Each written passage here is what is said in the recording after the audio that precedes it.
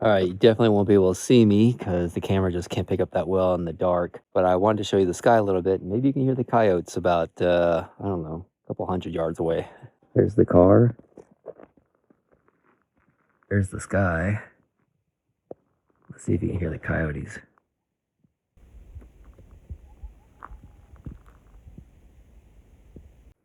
It is just so still out here. I love it. You can hear everything. It's so silent. And I'm out here all by myself.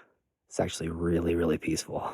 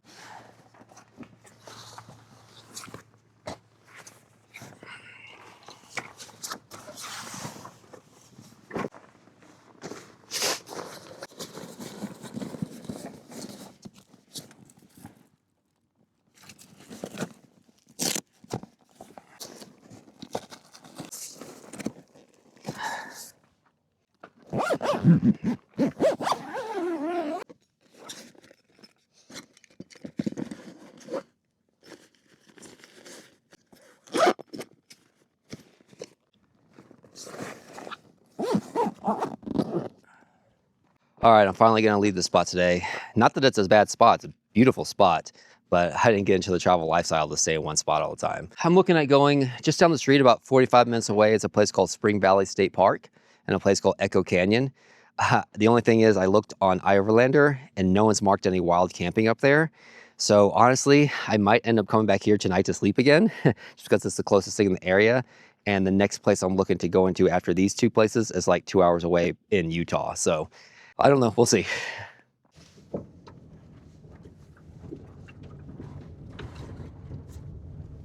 All right, I have my retainer in, so I might sound a little funny, but I am headed back to Cathedral State Park. I'm gonna get a shower, which I haven't had in a few days. That'd be nice. And I'm gonna get water. I'm pretty low on water. Empty all my trash. I have lots of trash to empty. And then I'm gonna head into a little small town, and I need to get more propane, refill my propane tank. And there's a little market there, so I'm gonna get some things. So kind of an errand morning.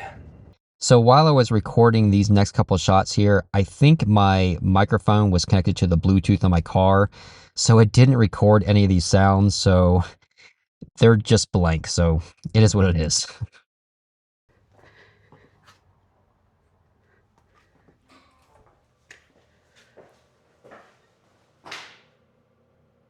All right, I said it already in one of these videos in this series that shower doesn't look that amazing, but it's a campground shower. It's fine. I mean, it's not going to be the Four Seasons or anything. It's going to be a little grungy in there, but it's got great pressure and the water was very, very hot.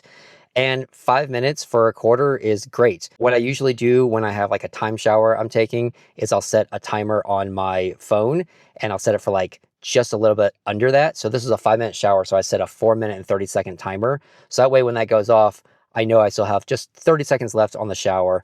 And if I need to pump in another quarter, I will or something. But this one is so long. I mean, 50 cents, 2 quarters for 10 minutes, that the last 2 minutes, I just sat there and let the water beat down on the back of my neck. The pressure was that good and that hot that it felt like a little massage kind of. I mean, that's one thing I wish is I could get a real massage. I would love to actually go get a real massage, but you know, one of the beauties, I guess, of living in a big city is you have amenities like that, but you know, not in a big city to get one of those, and I don't have the money anyway, so.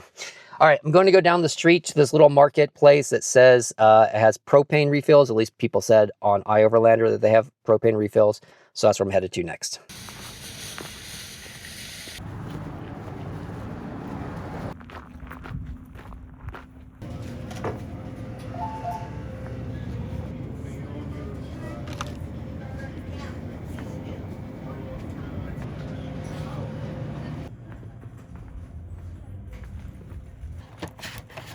That one's a lot cheaper.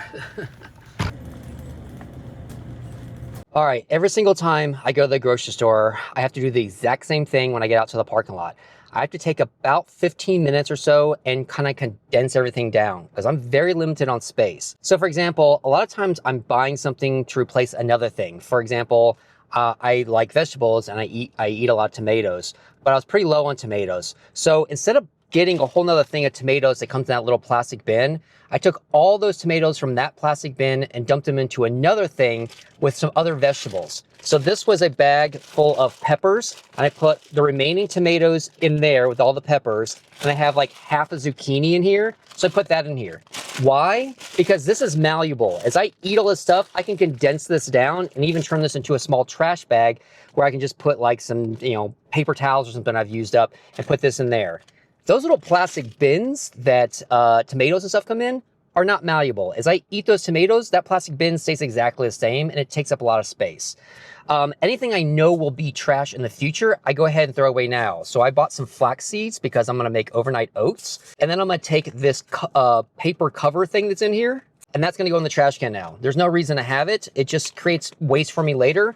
And I usually put all my trash into a plastic Ziploc bag. So this is not a big trash bag. So anything you put in there starts taking up space immediately. Same thing with my contact solution. I had to buy a contact solution. There's a little plastic wrap thing around there. I took that off, I threw it away. Things like cheese that come with like a little plastic strip across the top, take that off. I don't need this. I'm gonna eventually eat this cheese once I get done with the last couple of remaining slices I have left in my fridge. This is trash, so I'm gonna throw that away here. As I mentioned, I'm gonna make overnight oats, so I bought some flaxseed, and I bought some like coconut shavings, and I bought some sliced almonds and stuff to put in there. Those things all came in their own package, and none of them are resealable. So once I open those things up, if they were to leak or somehow all that stuff comes out, I'm gonna have a big mess in the back of my car. Even if I just put a rubber band around it, sometimes little parts of little shavings come off from like the coconut flakes or from the sliced almonds I bought. Sometimes that little stuff gets into my dry goods area. So I put all that in the Ziploc bag, and actually it's better because now I can shake this up, and now I can just kind of pour all that into my overnight oats. So it's all about conservation. It's all about condensing things down. What can I get rid of now versus having that trash in the future? Even things like some like power bar things. I bought these little breakfast bar things that I'll just eat as a snack throughout the day. Those come in a big box. As I eat those things down, I think there's like 8 of them in a box. As I eat those things down, the box stays the same. So I'm just gonna throw away that box and get rid of it now. So here is all the trash that I am saving out space out of my car, and it's gonna go into the trash can here. This is the box for the contact solution. This is the other box for all the lunch meat I got. Here's the box where all those like power bar things came with. Here's some produce things, even some grapes. There's only like 3 grapes left on this vine, so I'm just gonna throw that away here. So all this stuff is now out of my car. All right, today I'm gonna actually go out and do something versus sitting at camp and just working. So I'm gonna go about 45 minutes down the street to Spring Valley State Park.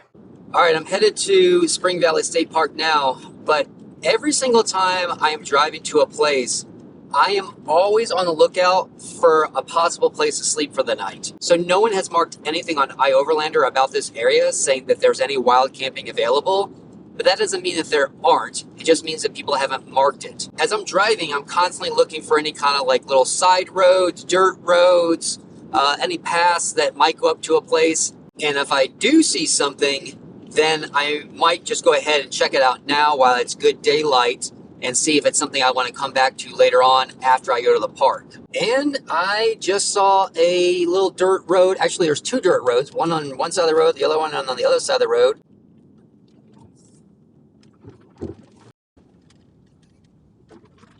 You can see glass in the road up there. But there is a spot way over there that I could possibly stay at. Let me back up real quick, because I see a little bit of glass. Not a lot, but a little bit of glass there. Drive down here real quick. Check this out. This gets pretty narrow pretty quick. Yeah, I don't like this option. I'm gonna back up. I'm gonna go across the street, actually. There was a place across the street.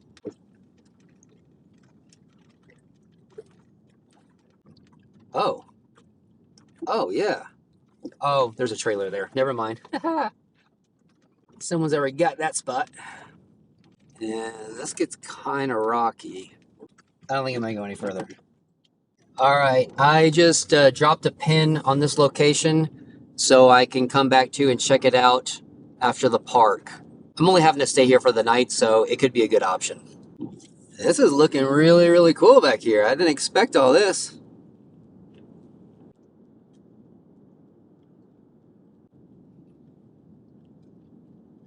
It's really, really awesome back here.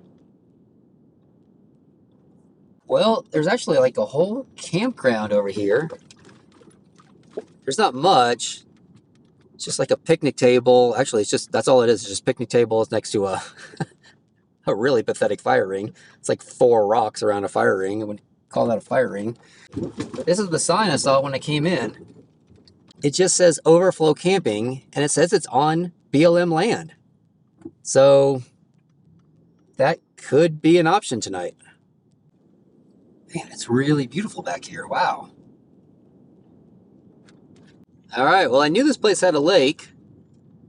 It's nice. There's actually a campground directly on the lake, which is kind of cool.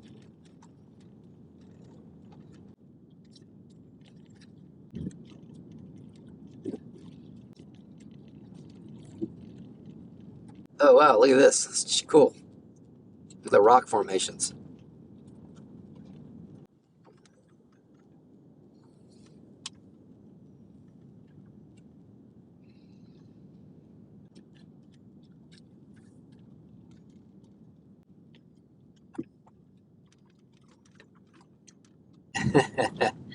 I like how they're all just sitting there looking at me like, we ain't gonna move. We ain't gonna move. Are you gonna move?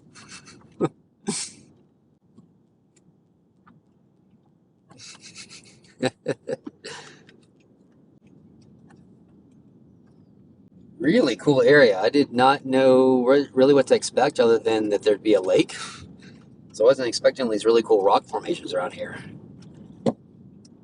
All right, I think really the only part of the park is the lake. And as nice as a lake is, I don't have a boat, I don't have a kayak, I don't have a paddleboard to go enjoy it. I don't have a fishing rod to go fishing in there. There's nothing for me to really do there. I was going to get out of the car and just at least stretch my legs for 15 minutes or whatever and just kind of walk around it. But then there's a pay station right there, and it's $10 for a non-Nevada resident. And that seems like a lot of money to me for 15 minutes. I can't really enjoy anything there. So I'm going to turn around. There's another place up the road called Echo Canyon. So I'm going to check that place out now. I didn't know this place had a lake too.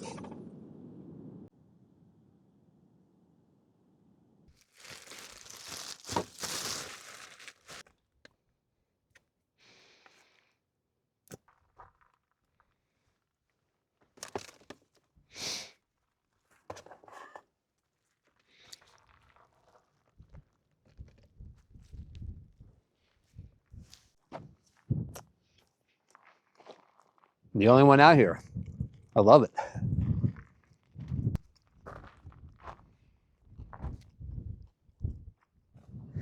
There was a bunch of ducks down here, geese and ducks all in the water.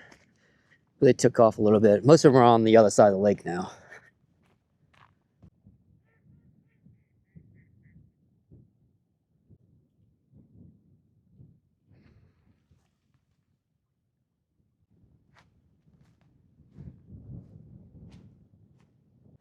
It's absolutely no one here. I love it. I love this peace and quiet for sure.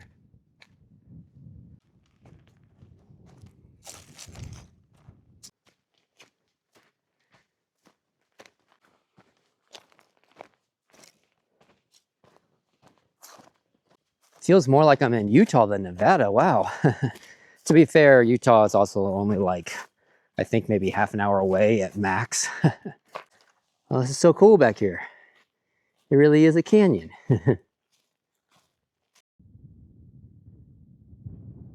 I just realized that the sun is going to set in like in an hour. It's 3:45. I was thinking I still had like another 2 or 3 hours in the afternoon, but good gosh, so early. So I think I'm gonna head back. I mean, it's a beautiful area. I'm gonna sit out here a little bit longer.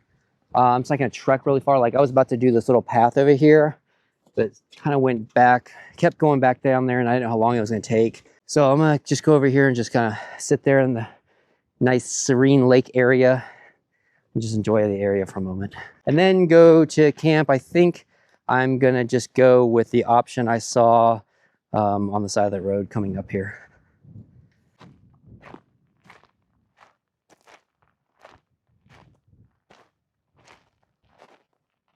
You know, I get asked all the time, don't you get lonely out on the road? Don't you ever want to have someone with you? Don't you want to experience these places with somebody? And the answer for me is just a very simple no. If you've been watching the channel for a little while, you actually know that I was dating someone for a few months, and she was absolutely amazing. Honestly, everything that I could have pictured in a woman for me, she was. She was just absolutely amazing for me all the time. She was constantly doing things for me. Whenever I was at her house, she was always making me breakfast, always making me dinner. Not that I asked for those things, but she just did them. She took me door dashing one time in her car because she just wanted to help me out. She was constantly supportive and telling me that I was doing good at this or that. And honestly, just one of the most amazing humans I've ever met. But the more that I stayed with her in a big city, the more I realized that this is just not right for me right now. I don't know why I'm so weird, but I just like living in my car. I like being out in these places by myself. And I'm sure that's going to change one day. But for me right now, I just feel like this is the right gear that I need to be in. I have no problem with sharing these kind of places with somebody, but I'm just the type of person that I like to move at my own pace. If I decide I want to come out here for 5 minutes or 5 hours, I like having the luxury of knowing that I have that time limit on myself, not someone else dictating that. In my experience, whenever I go somewhere with someone or do something with someone, inevitably someone wants to do something that I don't want to do, or I want to do something that they don't want to do. And so you're left with a choice. Do I give up doing something that I really wanted to see or experience or do just because that person doesn't want to do it? Or do I just stay by my spouse's side and, do the things that they want to do? And I know it sounds incredibly selfish, but I really like being out here by myself. And when I was with Melissa and being back in the city, it's not that being with her felt wrong, but being in the city felt wrong to me. I just didn't like anything about it. It made me very cringe. It made me very uneasy. Me and her actually did a road trip up to Oregon once for like 2 weeks. And on the way back, about an hour before you get into Oakland, you start hitting other cities. And I started to tense up in my own car on the highway because I just started seeing so many people and so much stuff around me that it just made me uneasy. If you know my backstory a little bit, you know I worked at an Apple store for 16 years. So I dealt with crowds all the time. And for the longest time in my life, I was absolutely fine with it. In fact, I used to go to theme parks all the time. So I've been around tens of thousands of people in one congested area. And I used to be fine with that. I used to thrive in those environments. But my last few years at Apple really started doing something to me mentally, where I started to take a look around and go, you know what? I just don't feel comfortable with all this chaos. There's never any quietness. And even though I was in those crowds and around thousands of people, honestly, I felt alone. I felt like the world was not part of me and I was not a part of it. I was really doing my own thing. And I just didn't like that feeling. I thought, if I'm going to feel like that, I want to come out here and experience places like this. So I know most people would say that's crazy. You should have somebody by your side. And I know a lot of people feel comfortable with that. And I'm comfortable with having someone on my side, just not right now, I don't think. I don't know why. It's just who I am. I'm sure one day down the line, I'm going to change gears and I'm going to want to stop traveling and I'm going to meet somebody and I'm going to settle down and I'm going to stay in one place with that one person and it's going to be amazing. But it's just not for me right now. And my ex-girlfriend, she wanted to get into travel. She really did. She kept telling me she was going to get a van and get into van life and everything. But I like the idea of going out and doing my own thing so much that I just couldn't wait for her to get on the road and join me because she still had to get a van and she still had to do the build out and she still had to get a remote job to do all those things. So it felt like I just wasn't going forward with my life like I really wanted to. And this is just where I'm happy. I just genuinely love being out here. I actually love it when I come to these small areas and these lesser known places. I just feel I feel so connected to this than when I'm here with somebody else. And I know I'm going on a little rant here, and some people may be shaking their head yes, and some people may be shaking their head no to this. But there's the whole complexity of dealing with someone else's emotions, right? Someone else might be having a bad day. Well, now you're around it. There might be a situation when your spouse is, angry with you and you got to figure out how to make amends. It's a lot of like mental stuff to go through, a lot of mental gymnastics. And it's just right now, I just don't want to deal with that, man. I know it's so cliche, but I am so focused on me right now. It's not even funny. And I think it's because I spent so much of my life focused on helping other people because I always did customer service based jobs, retail jobs. So I was constantly making sure that that person in front of me was getting the full attention they needed and getting all the help they needed. I was rarely doing anything for myself. In fact, I think that might be a big reason why I got into the travel lifestyle is because, especially working a retail job, I never could commit and do anything I really wanted to do. Like, let's say next Saturday, a friend says that they're going to go camping or they're going to go to the beach or they're going to go to a concert. And they would ask me, do you want to go? And I'd say, no, I have to work. And for the holidays, I couldn't be home for the holidays because it's a retail job. You have to be there, the day before Thanksgiving, the day after Thanksgiving, the day before Christmas, the day after Christmas. It never gave me time to actually go see my family. And if I did, it's only for that day. And then I have to drive back to the chaos of working in a retail store. And I think after all that time of putting all my focus on this job and dealing with so many other people and making sure all these other people are taken care of and feeling like I never had any time for myself, I think this right now is just a time for myself. I think I just need this right now to be alone out here in the middle of nowhere, away from everything. I just feel connected more to that experience than I do to sharing this experience with somebody else personally.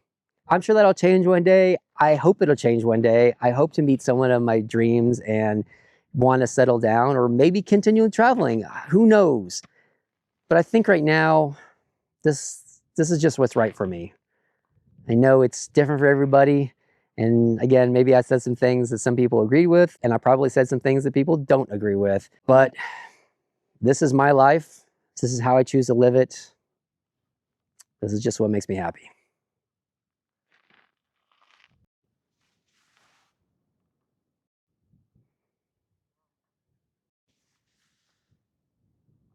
All right, well, I'm definitely going to get to camp after dark tonight. And this is a new area for me, so I don't know it very well. And we'll see how easy it is to find a spot. I mean, I have the hood lights on my car, and of course I have my brights on my car, but it's just always easier to navigate these BLM roads and stuff in the daylight. So we'll see. I'll find one though. All right, I turned down like a side road I saw, checking out some places. I just went to a place that had an RV parked at it on the top of a hill. It's actually just to my left. So I'm going down this way to see if I can find anything. Oh, nope, same spot. That's the RV. Same exact spot. Let's go back. Shoot, that guy had a great spot too. That was a really great spot actually. All right, checking out a new one. Let's see where this goes. This is where my side lights really come in handy. You can see the sides over there. So much easier when I'm driving around these places. Oh, yeah, this'll work. This'll totally work. Oh, dude, check this out. Yeah.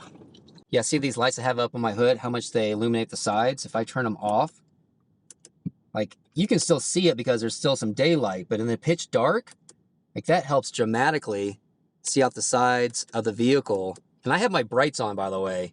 So I have my brights on, and I mean, this car has great bright headlights, but I can only see in front of me. So now I got like practically 180 degrees around me. All right, so I'm going to go ahead and stay here. It's really nice. But now I want to get as level as possible so I'm not sleeping at a slant. So my car has two screens on it. It has this main big screen and then has this like small screen up here. And this small screen, you can cycle through lots of information. You can see what you're listening to. You can see how much fuel you have, when you need to get to the gas station next, your fuel economy. Lots of different screens on here for telling you also for different functions.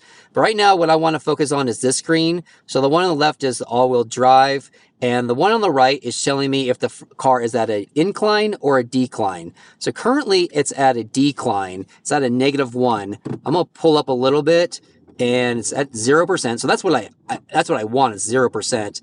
I should go up to about +1 because there's a small incline here. So there you go. So now I'm at an incline. So you can see that little line in the middle. It's kind of like off a little bit.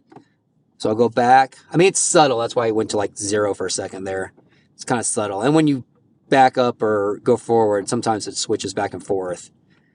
But I'm going to try to get to 0. All right, for dinner tonight, I'm going to kind of make just a big medley of things. I have some ground turkey meat in there with some carrots, some Brussels sprouts, and some broccoli and some tomatoes. And then the rice is almost done cooking. So I'm going to put it all together. So it's going to be just like a power bowl. And I'm going to top it off with this cilantro lime ranch dressing. All right, let's give it a try. It's okay. All right, well, this video is about to be wrapped up. I just have this last shot and put it into the computer, and I'll finalize the edit. I've just been sitting here editing the video all night, basically after dinner. So this should be out for you by tomorrow.